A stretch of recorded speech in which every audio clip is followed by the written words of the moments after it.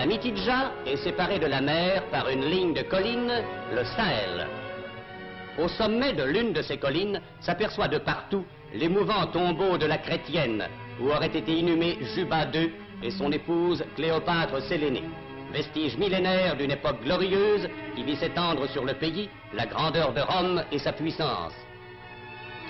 L'Algérie où furent retrouvées certaines œuvres qui comptent parmi les plus sensibles du monde romain peut justement combler cette lacune, car si l'on trouve au Louvre les bustes des rois numides Juba Ier et Juba II arrachés à la terre algérienne, il faut aller chercher sur le sol même où ils vécurent l'accent éternel et triomphal d'une grandeur et d'une civilisation sur lesquelles le monde occidental a bâti son sentiment et son esprit.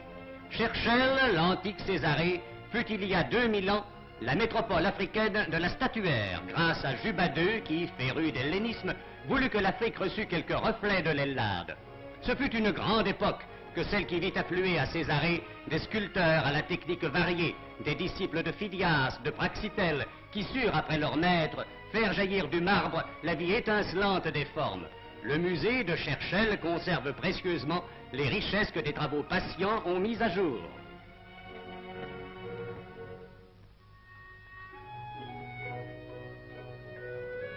La mosaïque tient une grande place au musée archéologique de Cherchel. Certaines ont un effet hallucinant d'eau forte. L'œuvre exalte les divinités, surtout celles de la mer. Dans l'art d'Afrique, Cherchel est une voie unique, l'une des plus pures, peut-être la plus belle, certainement la plus harmonieuse. Elle a l'accent de la Grèce.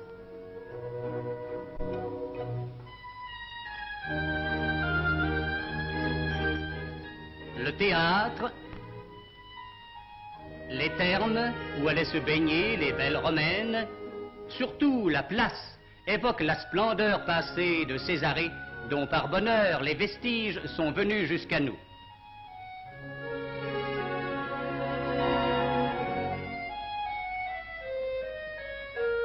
Tipaza.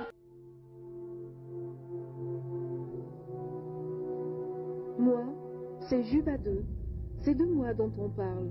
Je suis le futur roi de Maurétanie. Non loin de moi, vous trouverez Hercule. Son histoire m'a toujours passionné. Il est fort, n'est-ce pas? Lui, autant que tous les personnages mythologiques ont bercé mon enfance à Rome.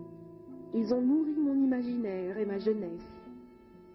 Ils sont présents dans toute cette statuaire que j'ai commandée plus tard, telle que cet Apollon, sculpté dans un noble marbre de ma terre natale. Il s'agit de la famille royale, la famille de Maurétanie, n'est-ce pas, Madame Rebahi? Alors, vous nous les présentez? Vous êtes la maîtresse de ce lieu. Allez-y. Commençons par le grand Manitou, donc Juba II, le fondateur de ce royaume. De ce royaume et de cette capitale où on se trouve dans le Cherchel. Absolument. Son fils Ptolémée. Oui, son fils qui est né de l'union bien sûr, de sa fameuse femme qui est Cléopâtre Sélénée, fille de Cléopâtre VII. Enchantée, madame. Donc voilà, c'est Cléopâtre Sélénée. Tous ces vestiges ont été trouvés donc à Cherchel. La famille royale, notamment les bustes, ont été trouvés dans l'esplanade, sous l'esplanade, où on suppose qu'il y avait donc les anciens palais de Juba II.